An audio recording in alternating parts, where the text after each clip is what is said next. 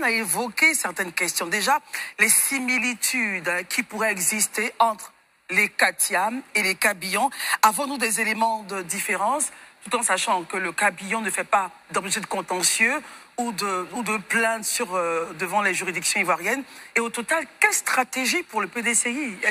Il faut là forcément penser à un plan B, ou quelle porte de sortie pour PDCI et pour Cap Côte d'Ivoire? Daouda, votre point.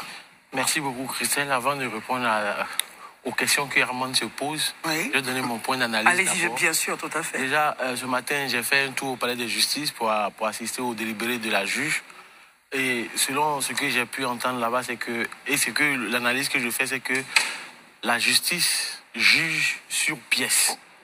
Voilà. Parce que, pourquoi est-ce que la juge estime que la requête des plaignants est recevable? Parce que, effectivement, l'avocat de Tidiane Thiam a sorti des éléments, c'est-à-dire son extrait d'acte de naissance au registre, au plateau, un autre document au niveau de la France. Il a sorti cela, mais la juge a estimé que ça ne démontrait pas qu'il est né français. Est-ce que Thiam s'est naturalisé français? La réponse est oui, il s'est naturalisé français en 87. 1987. Voilà, en 1987. Est-ce qu'il s'est libéré de cette nationalité française-là très récemment? Oui, il s'est libéré de cette allégeance à l'État français. Donc, partant de ce principe-là, et en vertu de l'article 48 du Code électoral, oui, voilà, la juge a estimé que, au moment, parce qu'il est important de dire cela, parce que beaucoup de personnes disent, oui, on lui a retiré, ils ont radié son nom de la liste électorale au prétexte qu'il n'est pas ivoirien. Au moment donc, allez-y. C'est au moment où M. Thiam s'inscrivait sur la liste électorale, je pense que c'était en 2021 ou 2022, oui, un truc comme ça, il était encore français, en vertu de l'article 48. Pour moi, on rappelle un peu ce que dit cet article 48, Daouda. L'article 48 dit que l'Ivoirien perd la nationalité ivoirienne, l'Ivoirien majeur qui acquiert volontairement une nationalité étrangère ou qui déclare reconnaître une telle nationalité. A-t-il acquis une autre nationalité en 1987? Oui, il a acquis une autre nationalité en 1987 à l'âge de 25 ans, donc il était majeur. Donc, dès l'instant que tu acquiers cette nationalité-là, tu perds automatiquement la nationalité ivoirienne. Voilà. Maintenant, ça m'amène à répondre à la question que Herman se posait. Est-ce que Tidiane Thiam est apatride? Non. Au point des similitudes aussi avec le cas Jean. Je vais en arriver. Oui. Il ne perd pas la nationalité ivoirienne parce que lorsque tu demandes une autre nationalité, il y a des échanges qui se font entre les États.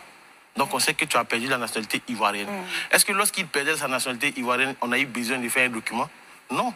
Il l'a perdu automatiquement.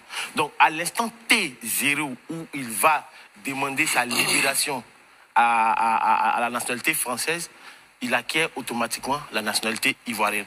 Sauf que, dans le cas présent, Tidiane Thiam s'est inscrit dans les années 2022, comment on appelle ça, sur la liste électorale, en tant que Français. Mais comment est-ce possible, justement? Je vais essayer de réexpliquer calmement. C'est important, oui. Voilà. Il s'est naturalisé en 1987. Tout à fait. C'est bien ça, à l'âge de 25 ans. OK. L'État de Côte d'Ivoire ne reconnaît pas la double nationalité. L'État de Côte d'Ivoire dit, si tu prends une autre nationalité, tu perds la mienne automatiquement. Il n'y a pas de documents à faire, tout et tout. Avant, quand il y avait des documents à faire, c'était pour, comment on appelle ça, ceux qui partaient au service militaire. Il n'y a pas de documents. Donc, comme cette fois-ci, il est parti se libérer de sa nationalité et qu'il a son décret de naturalisation en mai, l'État de Côte d'Ivoire sait que, forcément, l'État français et l'État de Côte d'Ivoire vont se parler. Bien sûr. C'est qu'aujourd'hui, il s'est libéré de sa nationalité française. Étant donné que tous les États, tous les États pratiquement ont cité des actes sur l'apatridie et tout et tout. Donc, il ne peut pas être apatride. S'il a perdu la nationalité française, il acquiert automatiquement la nationalité ivoirienne. Sauf que, lorsque M. Tidiane Thiam entre en Côte d'Ivoire en 2022 pour venir s'inscrire sur la liste électorale, il avait toujours la nationalité française, puisque c'est récemment qu'il a fait acte, il s'est libéré de sa nationalité française. Très bien, donc c'est ce que la juge dit. Maintenant, concernant la similitude, il n'y a aucune... Déjà, je vais dire, il n'y a pas de similitude entre le cas Thiam et le cas Billon, comme je le dis. Les points de différence. Allons sur les points de différence. Dans le cas Thiam a demandé la nationalité française en 1987. Or, pour Jean-Louis Billon, il a subi la nationalité française de par sa mère. Donc, il est un peu comme dans le cas de Michel Gbagbo, qui a sa mère qui est française. Qui est française, oui. Donc, il l'a subi, c'est pas la même chose. C'est très différent. Maintenant, pour le cas, quand il demande, par exemple, pourquoi est-ce que lui, il est encore sur la liste, il est important d'expliquer, et nous avons un rôle de pédagogie, il est important d'expliquer aux Ivoiriens que, est-ce que vous avez vu une plainte au niveau du contentieux, puisque la loi électorale est claire en la matière. Je pense que c'est l'article 12 qui dit que tout Ivoirien, lors du contentieux, peut demander à ce qu'on radie quelqu'un sur la liste ou qu'on ajoute quelqu'un sur la liste. En tout cas, de mémoire, je n'ai pas vu de plainte vis-à-vis de monsieur Jean-Louis Billon. Et la justice ne peut pas s'auto-saisir de cette affaire-là.